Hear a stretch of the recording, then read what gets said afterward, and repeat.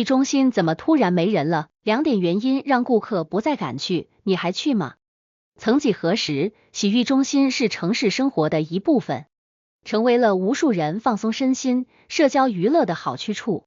尤其在20世纪末到21世纪初，洗浴中心几乎遍布大街小巷，高档的设施和全方位的服务让人们趋之若鹜。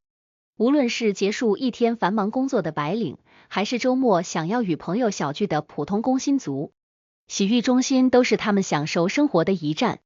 为何曾经人满为患的场所，现在却成了人们的避雷区？洗浴中心究竟还能走多远？洗浴中心的黄金时代是如何消逝的？曾经的洗浴中心可是城市里一道风景线，那时候几乎每个人都想去放松一下。到了2000年前后，洗浴中心迎来了它的黄金时期，尤其在1线城市，高档洗浴中心更是越开越多。洗浴中心在当时确实吸引了很多人，消费升级让人们愿意花钱享受生活，洗浴中心自然成了休闲娱乐的新宠。人们结束一天的忙碌工作，不再满足于回家简单洗个澡，而是更倾向于去洗浴中心彻底放松一下。很多人觉得这是一种享受，甚至是生活品质的象征。大约从2015年开始，洗浴中心的生意就开始慢慢下滑了。互联网的普及也让大家更容易看到那些关于公共场所卫生隐患的报道，尤其是有些洗浴中心不规范操作的新闻爆出来后，很多人就不太敢去了。再加上经济压力的增大，普通家庭逐渐觉得去洗浴中心不是刚需了。很多高档的洗浴中心套餐动辄几百块甚至上千块，普通人不太敢去了。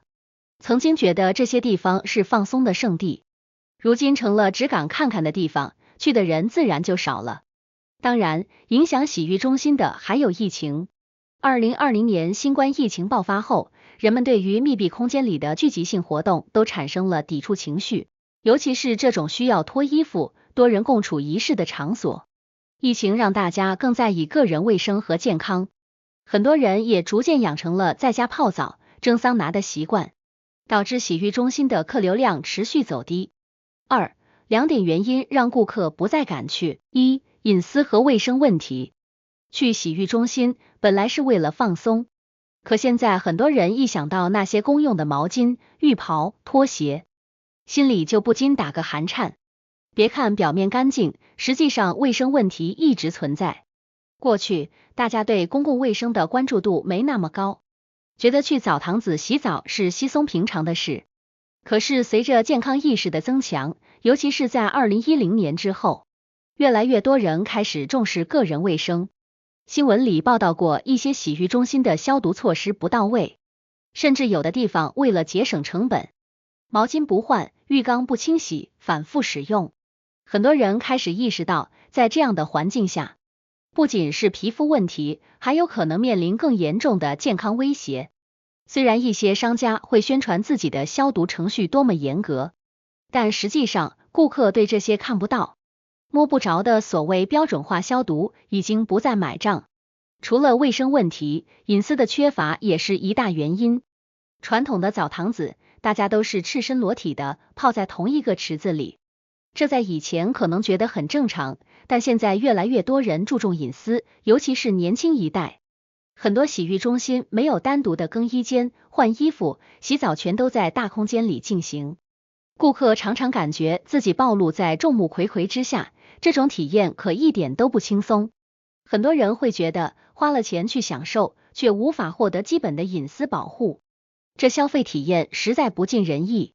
再加上社交媒体的普及，许多人开始担心，万一在洗浴中心被拍到或者被直播怎么办？尤其是疫情后，大家对个人隐私和卫生的重视达到了前所未有的高度。2020年开始，密闭空间、多人聚集的场所逐渐成为了大众的禁忌，洗浴中心首当其冲。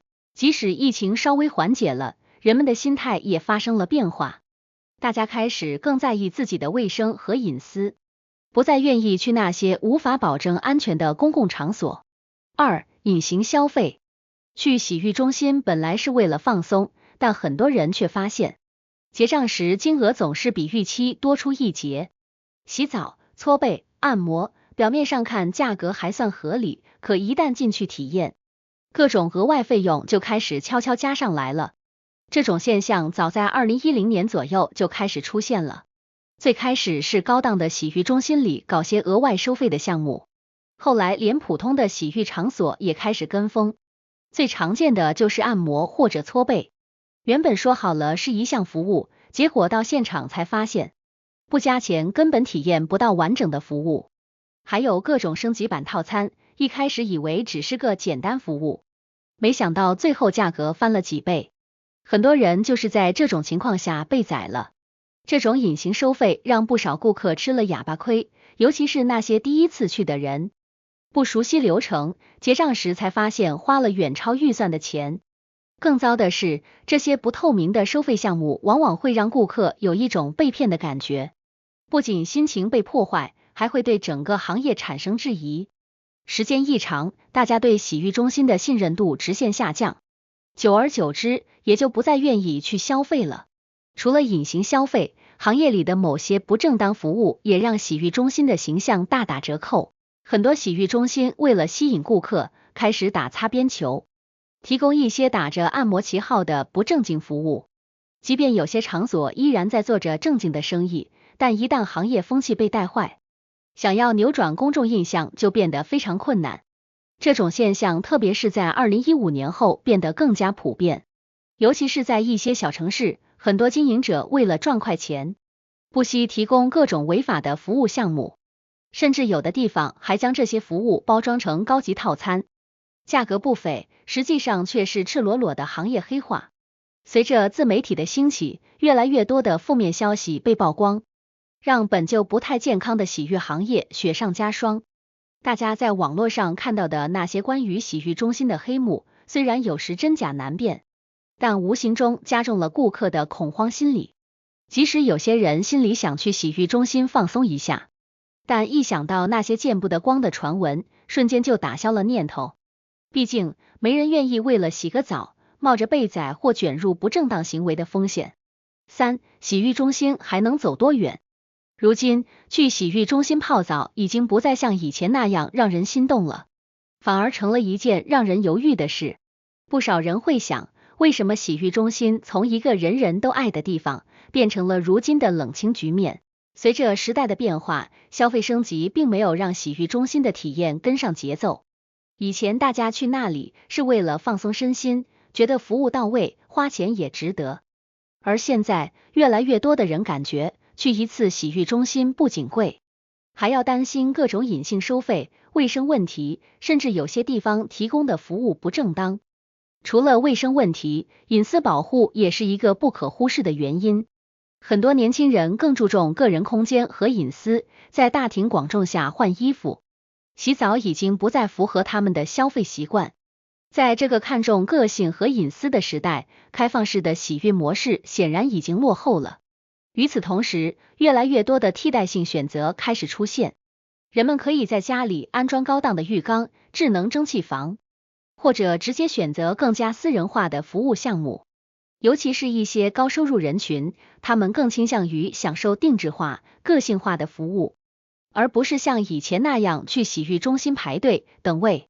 还有一个不得不提的原因，就是社交观念的改变。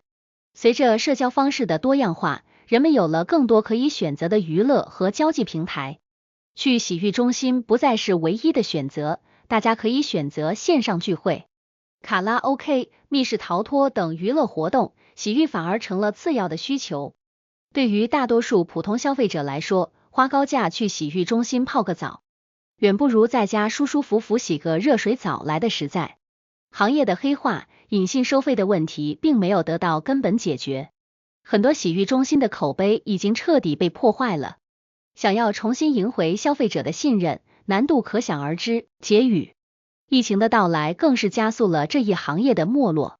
公众对卫生的高度敏感，对密闭空间的恐惧，再加上消费习惯的转变，使得越来越多的人选择在家中享受私人化的洗浴体验，而不再愿意踏入那些无法保证卫生安全的公共场所。